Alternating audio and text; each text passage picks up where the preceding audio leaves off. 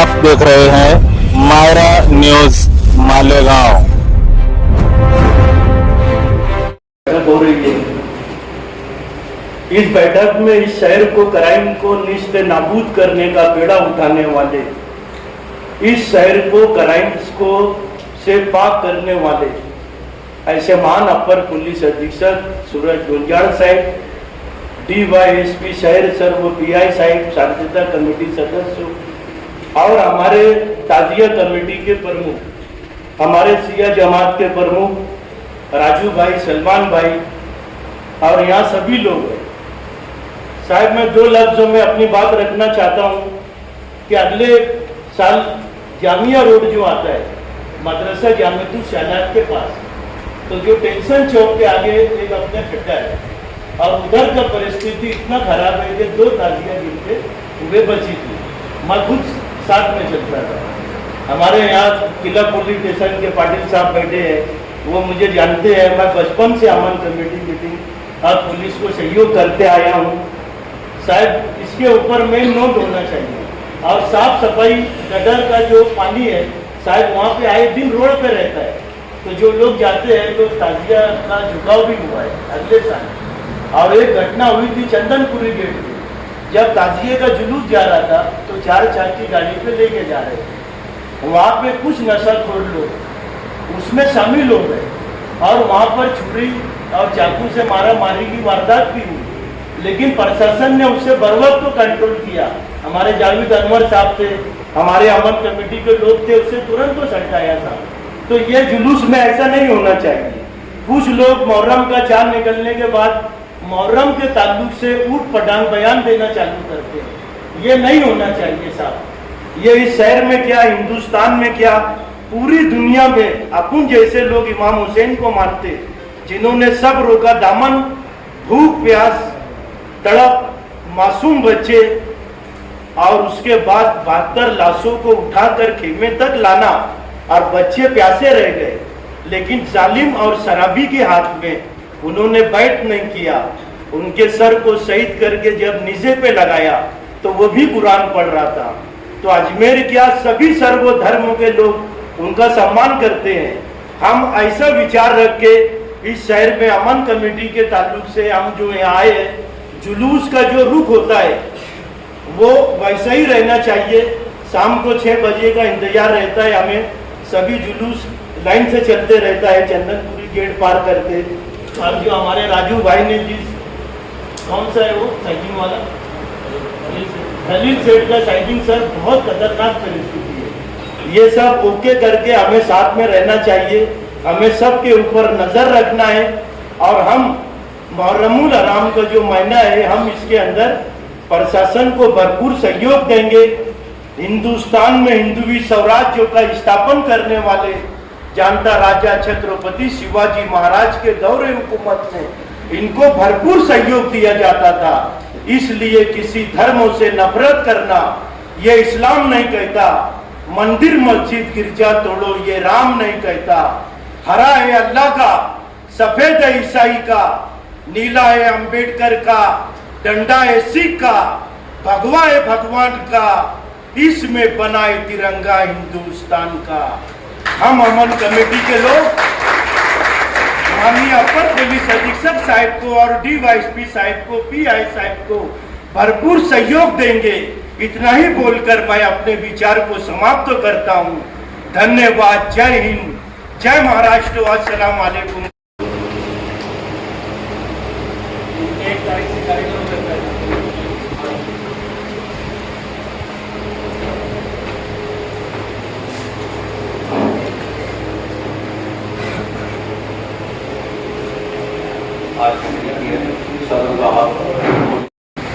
SP साहब जो DYSP थे और उनको प्रमोशन दिया, मेरी कुछ मजबूरी थी, मैं उनको मुबारकबाद देने आ नहीं सकता, इसलिए आप सबके सामने मैं उनको मुबारकबाद देता हूँ और उनके लिए एक जोरदार तालियां।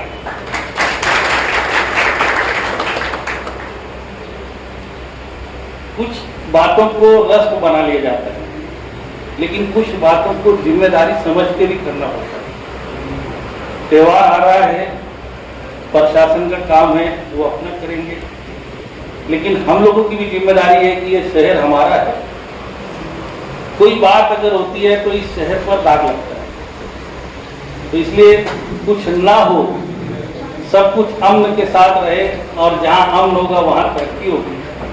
इसके लिए हमको कोशिश करना चाहिए और अमन के लिए, अमन को कायम रखने के लिए, शांतता को पारित करने के लिए अगर कुछ कुर्बानी देनी पड़ती है, त्याग करना पड़ता है, तो उसको देखना चाहिए। और कुर्बानी के बाद ही कुछ हासिल होता है। तो तकलीफें तो है और तकलीफें आती रहती है। आज हमने जानबूझ करके सबको मौका दिया कि सब लोग अपनी बात रखें। आगे जब मीटिंग रहेगी तो हो सकता है जिला एसपी साहब आवे और बड़े अधिकारी आवे, तो उस वक्त सबको मौका नहीं मिल पाएगा। इसलिए मैं जानबूझ करके आज सबको मौका देने के बाद अब मैं गुजारिश करूंगा कि जो कुछ भी अगर आगे कोई बात रही तो यहाँ आकर के बोलने की बजाय अगर अव्वल हम ताजिया कमेटी के जिम्मेदारों को मिल करके बोल देंगे तो आप सबकी तरफ से हम लोगों को मौका मिलता है नुमाइंदगी करने का। दूसरी बात ऐसी है कि अभी तक जितनी बातें आई है, मैं नहीं समझता हूं कि इसके अंदर कोई शिकायत पुलिस डिपार्टमेंट से रही हो या कोई ऐसा मामला है कि जिसमें पुलिस डिपार्टमेंट से मांग की गई हो कि हमारे लिए ये कर दो। जितना पुलिस के इख्तियार में है, जितना पुलिस के अधिकार में, मैं समझता हूं कि पुलिस ने कभी हम लोगों को ऐसा नहीं किया कि उनके अधिकार में होते हुए उन्होंने हमारे साथ सहूलत नहीं की। पुलिस हमेशा अपने साथ खड़ी रहती है। लेकिन दिक्कत ये है कि जो में आज सुबह 10 तारीख की छुट्टी रहती है, कारपोरेशन का गेट बंद रहता है, अधिकारी अपने घरों में आराम करते हैं। एमपीएसएल वालों की छुट्टी रहती है, वो अपने घरों में आराम करते हैं। दूसरे डिपार्टमेंट वालों की छुट्टी रहती है अपने घरों में। सड़कों पर अगर आवाम को संभालने के लिए कोई जिम्मेदारी होती है तो या तो पुलिस की होती है या फिर अमन कमेटी के लोगों की होती है या हम जैसे आप जैसे लोगों की होती है। और सारी दिक्कतें तो इन्हीं लोगों से। पारके साहब माफ करना, जितनी शिकायत है, रोड का काम किसका है? आप ही लोगों का काम। सफाई का काम इकबाल साहब का है। इकबाल साहब अभी जो उन्होंने कैंप वाले भाई ने बोला कि कचरा नहीं उठता, किसका काम है? नगर पालिका का ही काम है। पोल जो इलेक्ट्रिक के अंदर अभी मुझसे बोला गया कि अभी वो जो लाल जो फोकस लाइट जो जलता है, पुराना वाला लाल फोकस जो जलता है, वो बारिश के पानी में एक छींटा पड़ता है पूरा उड़ जाता है। तो एलईडी लाइट लगना चाहिए। चौरे साहब, वो जो एलईडी लाइट अपने यहाँ सुविध है, तो ये जो अपन जो कॉन्ट्रैक्ट देते हैं फोकस लगाने का, तो वो जो लाल वाला फोकस रहता है वो उड़ जाता है। जरा सा बारिश का मौसम है तो एहतियात करते हुए अपने को एलईडी लगाना चाहिए। आप लोग इसको नोट करें। और इसके पहले अभी जब ईद मिलाद की मीटिंग थी, आप ये बारवाल साहब थे उस टाइम, संधू साहब को बहुत गुस्सा आ गया था कि हम शहर की शांतता के लिए हम ही लोग, आयुक्त साहब का काम नहीं है कि आज कलेक्टर साहब ने टाइम निकाल करके कलेक्टर साहब यहाँ मौजूद आ जाते हैं, लेकिन नगर पालिका के जो अधिकारी है, अभी मैं बोलूंगा तो चौरे साहब बोलेंगे कि मेरा बांधकाम का डिपार्टमेंट है और प्रभाग 3 की जवाबदारी है मेरी। पारके साहब बोल देंगे कि मेरे फलानी जिम्मेदारी है, वो बोलेंगे मैं तो सैनिटेशन का है। तो सब एक दूसरे पर डाल देंगे, काम कौन करेगा? इसीलिए आज हमने सोचा, पिछले साल भी संधू साहब के साथ हमने किया था मोहर्रम पर, अभी अपने को एक लेटर देना है और उतनी टाइम मेरी इन लोगों से भी बात हुई है। अगर आज मुझे आयुक्त साहब मिले होते तो मैं उनसे बात किया होता, राउंड टेबल मीटिंग वहां लगाना है अपने को। पिछले साल जैसा अपन ने एक मीटिंग लगाए थे, चारों प्रभाग के प्रभाग अधिकारी, चारों प्रभाग के बांधकाम इंजीनियर और सैनिटेशन के लोग, सब किस्म के लोग नगर पालिका में वहां पर अपनी कोई राउंड टेबल मीटिंग करनी है। और जैसा कि संधू साहब छिड़ गए थे उस टाइम, बारवाल साहब, वो संधू साहब छिड़ गए थे, बोले कि अगर नगर पालिका के लोग नहीं आते होंगे और अगर कोई मैटर होता होगा तो मैं नगर पालिका के ऊपर गुना दाखिल करूंगा। तो ये बात को ध्यान में रखिए आप लोग। हम आपको पूछ रहे हैं, जो जिम्मेदारी है, ठीक है, अगर इतने आज बार बार ये सवाल उठ रहा है, 5 दिन से वहां कुछ भूख हड़ताल ये वो सब चल रहा है, राजकरण आपकी जगह पर, लेकिन आप चंदनपुरी गेट से लेकर के जो खली सेट की साइडिंग का काम है, वो जरूरत है कि नहीं है लोगों की? और ये 66 असली जमात का 3 किलोमीटर पास से निकलने वाली कैसे जाएगी? वो जो रोड का काम उन्होंने वहाँ खलील साइडिंग के बाद रोक दिया, मुझे ऐसा बताया गया कि वहाँ 1 से 1.5 फीट का गैप हो गया, तो जो भी गाड़ियाँ किस तरीके से वहाँ जाएगी और कोई पर्याय रास्ता भी नहीं है अपने पास। तो उसके लिए क्या करना पड़ेगा, कुछ ना कुछ तो आपने को स्लोप वगैरह दे दिया जाए ताकि गाड़ियां चढ़ जाए। तुम पूरा रोड अगर नहीं यूज कर सकते तो उतना तो कर सकते। तो अभी होता क्या है कि हम लोग हर साल जो है ना रूट मार्च के लिए निकलते हैं कि पूरा रूट देखने का।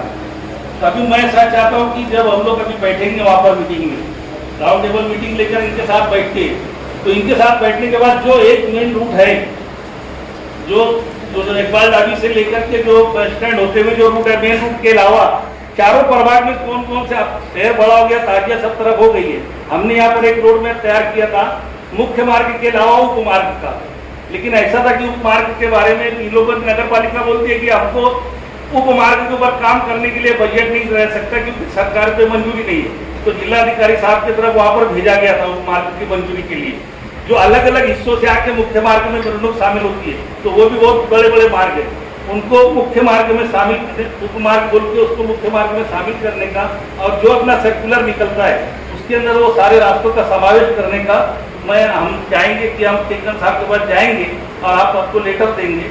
पहले से जो पुलिस स्टेशन से जो हमारे एसपी साहब की तरफ से लेटर जा चुका है जिलाधिकारी को, उसकी कॉपी भी आपको लगा देंगे। आप अगर वो मार्ग की मंजूरी दे देंगे तो इनको उस पर बजट डालते आएगा, तो वो उप मार्ग के भी उसके बारे में भी हम लोग बातचीत कर लेंगे।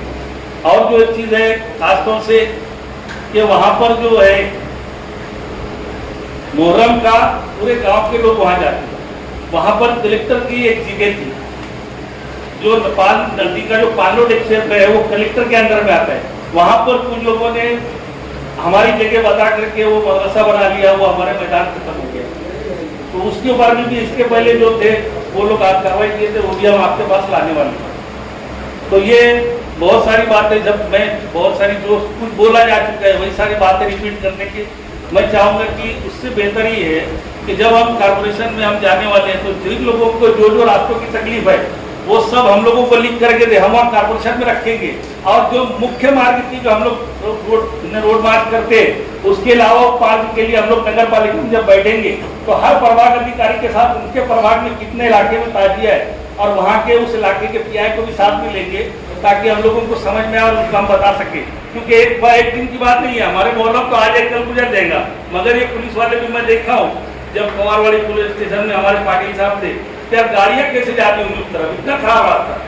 ये बेचारे इनको रात में दिन में रात की पेट्रोलिंग करना है, कई बार तो इमरजेंसी आ गई है, बेचारे पुलिस वाले भी कैसे जाते होंगे वहाँ पर। तो इसके लिए जो भी अभी हम लोग रोड देखेंगे तो हम लोग अलग अलग चारों प्रभाग समिति का देखेंगे, तो उसमें हमारे पीआई लोगों को भी साथ में लेंगे और उसके वो रास्ते जो है तो कम से कम नहीं कुछ तो उसको पिछवा तो अच्छे ढंग से हो जाए कि कुछ दिन वो चले और मुहर्रम के बाद भी लोगों के काम आ सके। वो रास्ता ऐसा हम बनाने की कोशिश करेंगे। और मैं जैसा कि मुहर्रम जो है 1 तारीख जो रहती है, एक मुहर्रम से नया इस्लामी साल शुरू होता है और उसके 10 दिन के बाद ताजिया हमारा आशूरा रहता है। लेकिन मालेगांव में ताजिया 9 तारीख को बाहर आता है और 10 को आशूरा रहता है, 11 तारीख को बाहर जाता है। 11 तारीख को हमारी मिलोनुक के साथ में हम ताजिया दफन करने के लिए जाते हैं। 1 तारीख से चांद दिखने के बाद शिया अफनासी जमात को उन्होंने बताया कि उनके यहाँ पे मजलिस होती है। 7 तारीख को उनका अलम का जुलूस निकलता है। 7 तारीख को ये शहर ताजिया कमेटी वालों का मछली बाजार से भी अलम का जुलूस निकलता है, मुख्तलिफ इलाकों में निकलता है। हमारे यहाँ पर सवारी वाले भी बैठे हुए, हमारे यहाँ पर बाग बनने वाले लोग भी बैठे हुए। तो ये सवारी वाले 5 तारीख को उनके जगह पर सवारी बिठाते हैं, फिर उसके बाद 7 तारीख को, 9 तारीख को, 10 तारीख को इनका सवारी उठता है, जगह पर ठंडा होता है 10 तारीख को। इस तरीके से एक कार्यक्रम रहता है। ये सब कार्यक्रम और मुहर्रम का ताजिया वाले ताजिया अपना बनाते हैं और 9 तारीख को शाम में ताजिया बाहर लाते हैं, उस पर रखते हैं लोगों के दर्शन के लिए। 10 तारीख को भी लोग दर्शन करते हैं और 11 तारीख को ताजिया मिलोनुक के साथ लेकर के जाते हैं। इस तरीके का ये पूरा कार्यक्रम मुहर्रम का रहता है। तो इसके लिए सब अपने पास कार्यक्रम है।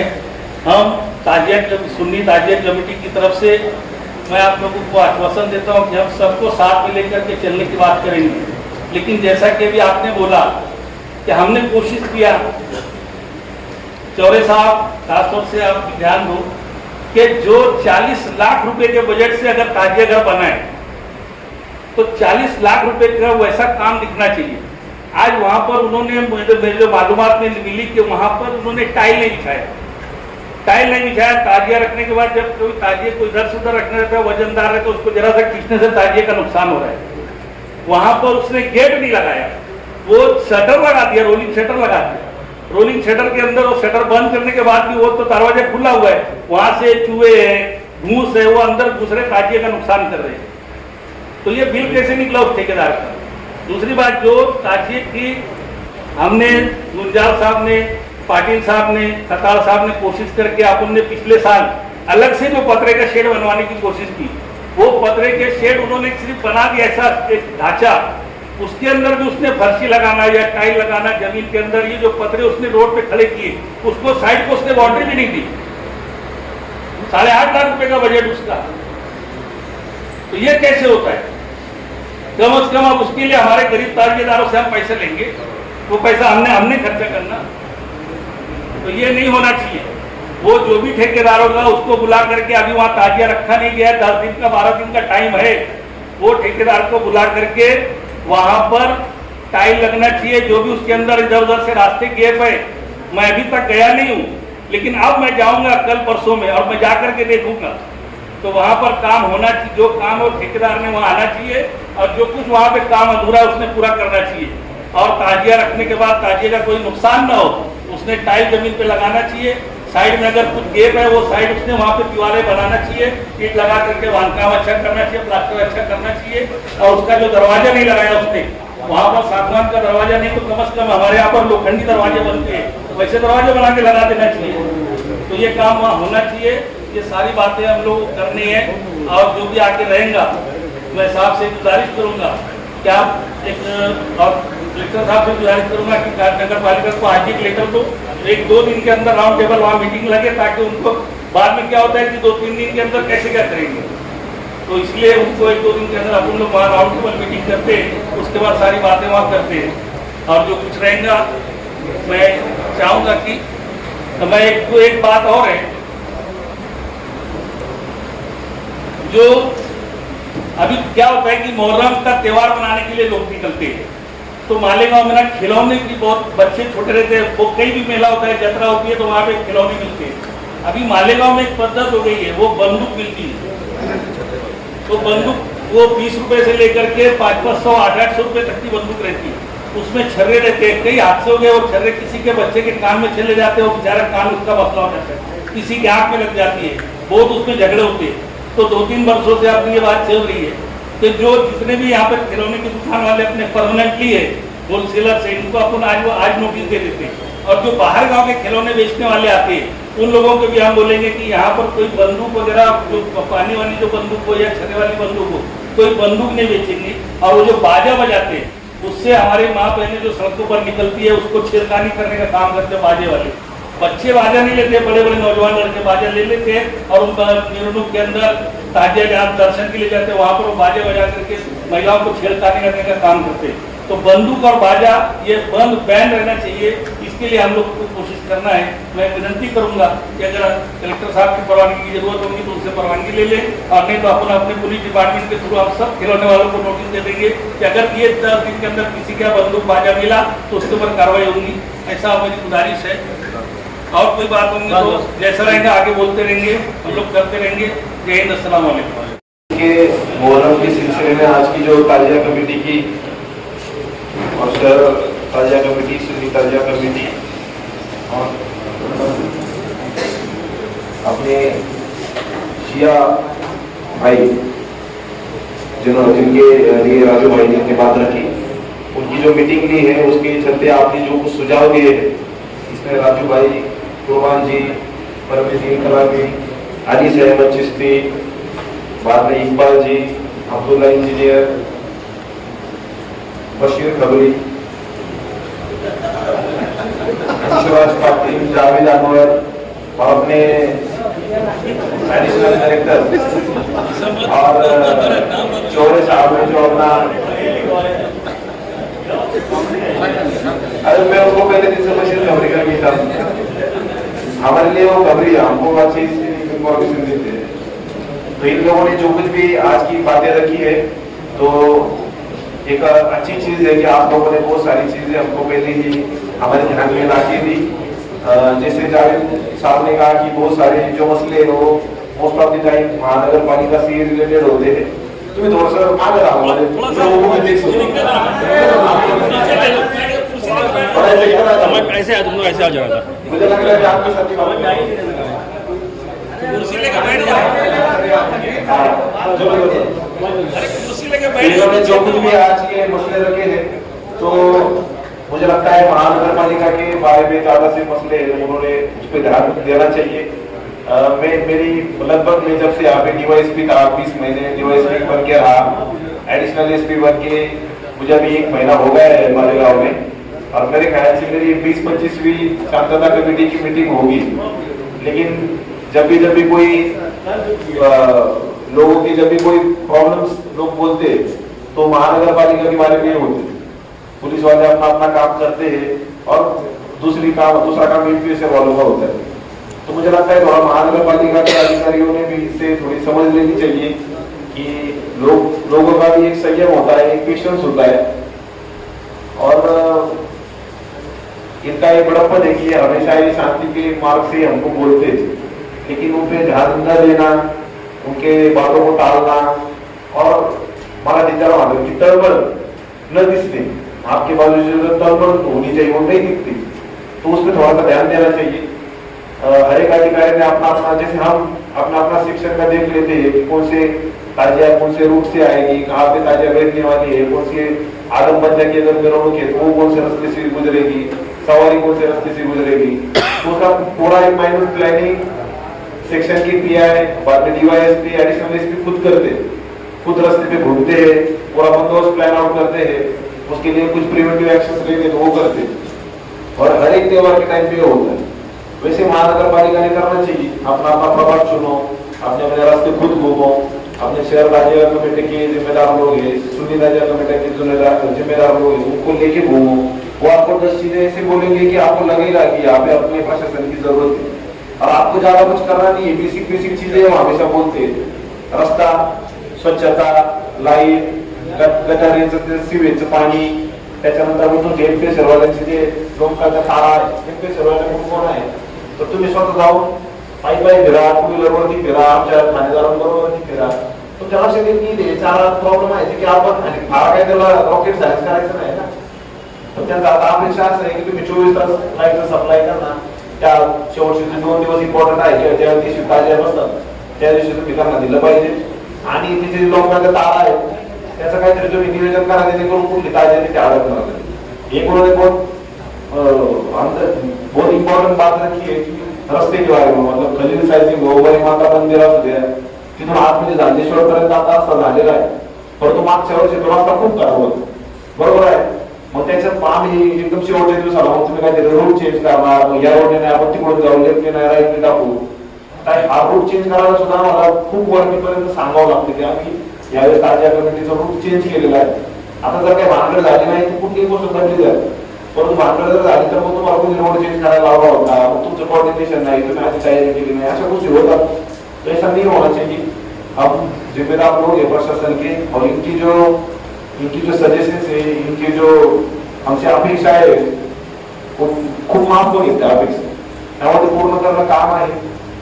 तो चलो एक मैं कहूँगा कि 10 दिन पहले मीटिंग होने के कारण आपके बहुत सारे मुद्दे जो हम हमारे नजर में आए हैं, अभी मैं कलेक्टर साहब को भी मैं उनको बोला कि मीटिंग खत्म होने के बाद या फिर कल हम खुद रास्ते पे घूमेंगे, पूरा रोड हम खुद देखेंगे, पूरे तारे कहाँ पे आप बोल रहे कि कचरा पड़ा है, गटर का पानी वहाँ पे ठीक से नहीं जा रहा, जिस तरह टाइम बारिश होगी अभी इतने गड्ढे उसमें कि 100% उसमें पानी जमा होगा, ताजिया के टाइम पे बहुत ज्यादा भीड़ होती है, जो लोग मातम मानते हैं वो रुक के चलते, वो चलते ही नहीं रहते, तो उनके कारण भी फिर भीड़ तो ज्यादा दिखेगी, उस टाइम पे पूरा नियोजन होना चाहिए, तो उसकी पूरी कोशिश हम करेंगे। मैं खुद आयुक्त साहब को लेके रास्ते पे घूमने वाला हूँ, आप मुझे देखोगे, अपने एडिशनल कलेक्टर साहब भी हमारे साथ में रहेंगे, जितने भी आपकी सुझाव है उस पर इस टाइम पे 100% अमल करने की कोशिश करेंगे। आपको जो कुछ भी प्रॉब्लम हो आप अपने प्रभाग अधिकारी को या फिर हमारे सेक्शन की पीआई को आप बोल सकते हो, तो उस पर हम करेंगे। आपने जो राउंड टेबल कॉन्फ्रेंस का जो सुझाव दिया है तो मुझे लगता है काफी महत्वपूर्ण वो मुद्दा है। आप जब भी बोलेंगे उस टाइम पे हम राउंड टेबल कॉन्फ्रेंस रखेंगे, और मेरी आपसे गुजारिश रहेगी कि पुलिस डिपार्टमेंट में अभी मीटिंग नहीं रहेगी, अभी महानगर पालिका में मीटिंग बराबर है। आप जितने लोग कहेंगे यहाँ से लेके आता हूँ, लेकिन यहाँ पे आते हो आपके मसले बोलते हो, पुलिस से रिलेटेड बहुत कम चीजें होती है और उनके रिलेटेड ज्यादा चीजें होती है। आपने जो बोला है कि स्वच्छता के बारे में पूछो तो वो लाइट वाले का नाम बोलता है, लाइट वाले को पूछो तो वो रास्ते वाले का नाम बोलता है, बराबर है। तो ऐसा पासिंग नंबर पॉलिसी चलते आ रहा है। जैसे हमें हायरार्किकल सिस्टम, अगर आपने डिवाइस में से आपको बोल दिया तो पूरे पांच पुलिस स्टेशन या फिर 8 पुलिस स्टेशन जो कुछ इनके अंदर है उसका काम हो जाता है। अगर आपने मुझे बोला तो मेरे अंदर अगर सिटी का 8 पुलिस स्टेशन है उसका काम हो जाता है। तो वैसे यहाँ पे भी उन्होंने वैसी जिम्मेदारी लेनी चाहिए। आणि तुम्हाला पोलीस प्रशासनाकडून पण विनंती असेल की तुम्ही तळमळ दिसू द्या, तुम्ही काम करत पण असाल ना, आम्ही तुमचं काम काय आम्ही नाही करत, बरोबर आहे। तर तुमच्या कामावर न झाल्यामुळे जे प्रॉब्लेम होतात ते आम्हाला करावे लागतात आणि त्यामुळे ती सिक्युरिटी कमी होते। म्हणून तुम्ही स्वतः तिथे फिरा, चाला, बघा, त्याच्याकडे तुमच्या लक्षात येईल। जे कोणी कॉन्ट्रॅक्टर आहे तुम्ही म्हणता त्याच्यावर सांगितलं वार्षिक कॉन्ट्रॅक्टरला दिलेले आहे, बरोबर आहे। त्याच्यावर तुम्ही सांगितलं उद्यापासून काम चालू व्हायला पाहिजे। हे कॉन्ट्रॅक्टर त्याला दिलेले आहे, त्याचं बिल नाही निघालं, त्याच्या गाडीचं पेट्रोल संपलं, हे नेहमीच होत आलेलं आहे। आताच्या आपण स्लॉटर हाऊसेस पण बनवले, बरोबर आहे। कधी होतं बघ रे, किती तारखेला होतं? 18 तारीख होतं, हा 28 तारखेला होतं। तर 25 तारखेपर्यंत रीती पण पसरवलेली नव्हती। हे आपण सांगून पण काय होत नाही, मग ते गुन्हे दाखल करतो, हे करतो, हे पण बोलणं नाही ठीक वाटत नाही। तर आता आपण चांगल्या कामाला लागतो, स्वतः रस्ते फिरू आणि काय अडचण असेल तर तिथे ऑन द स्पॉट हम जाके वो अड़चन समझ के लेंगे, उसमें सोल्यूशन करेंगे और इस साल का जो मुहर्रम है वो सबसे शांति में, उत्साह में और अपने रीति रिवाज की सबसे होगा, ऐसे मैं आशा करता हूँ। रुकता हूँ। जय जय महाराष्ट्र, राष्ट्र की सेवा।